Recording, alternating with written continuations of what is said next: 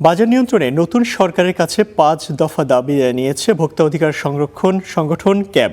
বিশেষ করে বাজার তদারকির অভিযান নির্বিঘ্নে পরিচালনার লক্ষ্যে প্রশাসন ও আইন শৃঙ্খলা রক্ষাকারী বাহিনীর সহায়তা নিশ্চিতের দাবি জানিয়েছে সংগঠনটি। রোববার জাতীয় প্রেস ক্লাবের সামনে আয়োজিত মানববন্ধনে এসব দাবি জানানো হয়। এছাড়া জাতীয় ভোক্তা অধিকার সংরক্ষণ অধিদপ্তরের তদারকিমূলক অভিযানে বাধা প্রদান ও মার্কেট বন্ধের হুমকির সঙ্গে জড়িত দোষীদের বিরুদ্ধে বিদ্যমান আইন অনুযায়ী দ্রুত, কঠোর ও দৃষ্টান্তমূলক ব্যবস্থা গ্রহণের দাবি জানায় ক্যাব।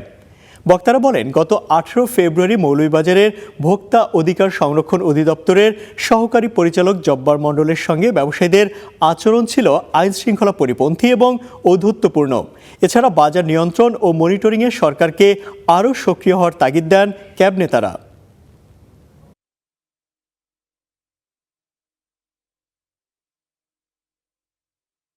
বাজার থেকে ভাঙার জন্য আপনি একটা কি বলে সংস্কার কমিশন করেন, কিন্তু এটা আমাদের কেউ জানে যে জানি না তার কারণ কি আছে।